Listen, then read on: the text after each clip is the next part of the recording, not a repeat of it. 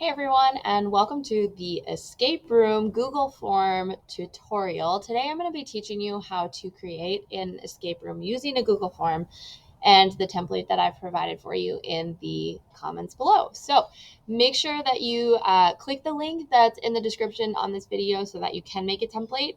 And then we're just going to kind of go through it. I'm going to teach you how you can edit it and set it up to work for your class. And I'm going to kind of show you how your students will navigate through it.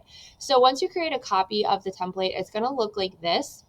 And there are going to be some things on this template that you're obviously going to have to change and tailor specifically to your class. So everything that you're going to need to change is going to be in all caps. So if you look for the sections that are in all caps, that'll kind of tell you like what you need to change.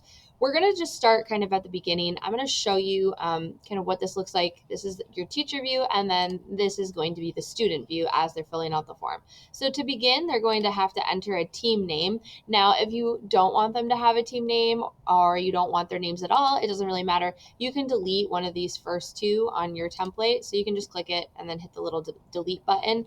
I do have it currently in the template marked as required for both a team name and the list of your team members. So they could enter those. Team name, we'll just say OGHS, and team members, Mrs. Berg. Right? And then to begin, they actually like to actually enter the escape room portion of the activity. They do have to enter a passcode. If you don't want them to have to enter a passcode, then you would just delete that section right here. Okay, now when you're editing it, if you click on it, you're going to see this area where it says code.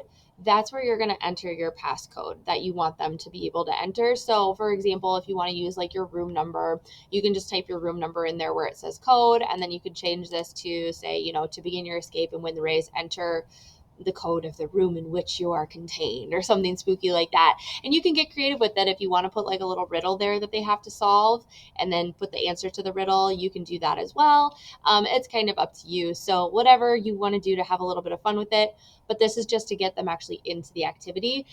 So again, you can delete this if you want to, but I'll show you what happens when we do enter the correct answer. If I enter code and I hit next, it'll automatically bring me to the next section and to the first clue. So this again is where you're going to have to kind of edit your template. So they'll be able to read the next clue, and you kind of have a little bit of leeway with how you make the clue function. So when I did this with my students, their clue would be a riddle, and the riddle would lead them to a physical space in my room where I had the first activity hidden.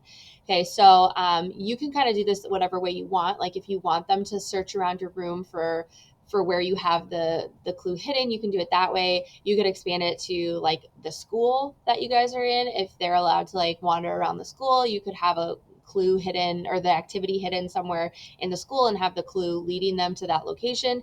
You can also use digital links if you want this to all be digital and just have them working solo on this escape room on their own.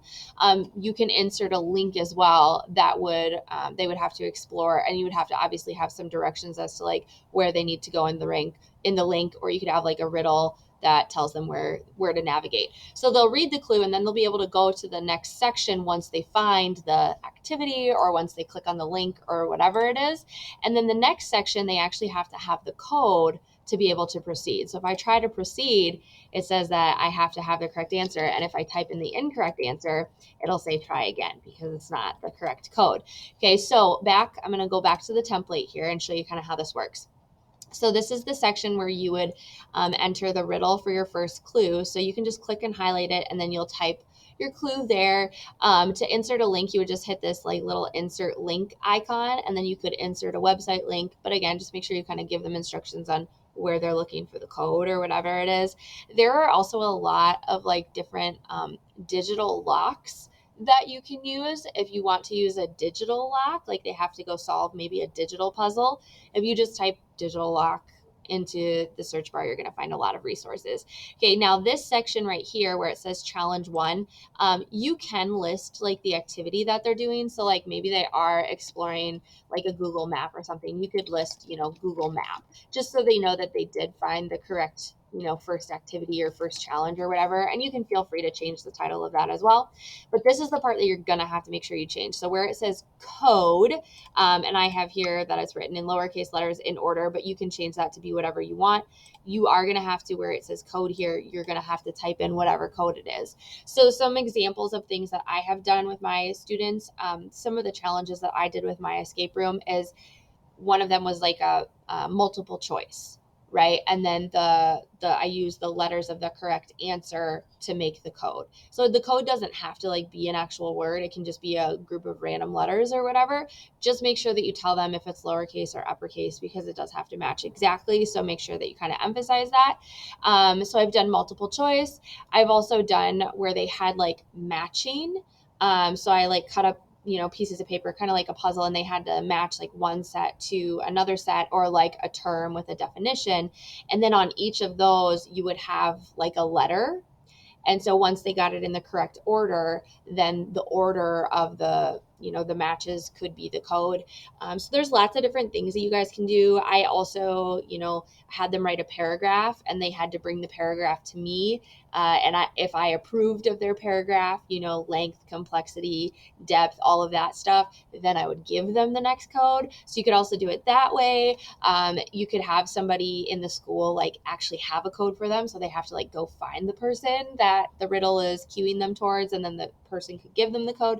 So there's lots of ways that you guys can kind of hide the codes. It does take a little bit of working. You have to come up with some stuff, but I definitely think it's worth it. My students love this game.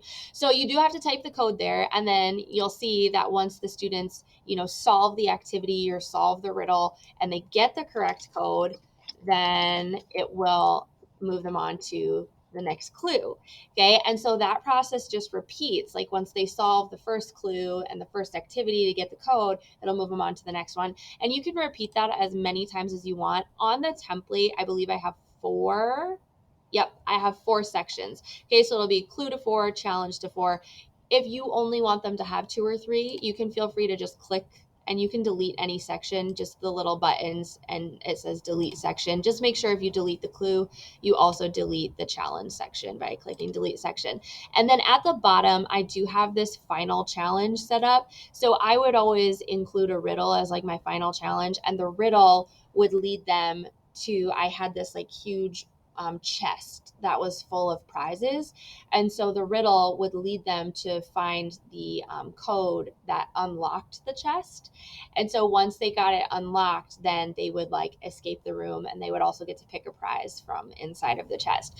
So you can kind of do that final challenge however you want, but that would be kind of like their final escape from the room, if you will, and you can have fun with it. I made mine like dance to earn extra credit too. I did that one time. That was really fun.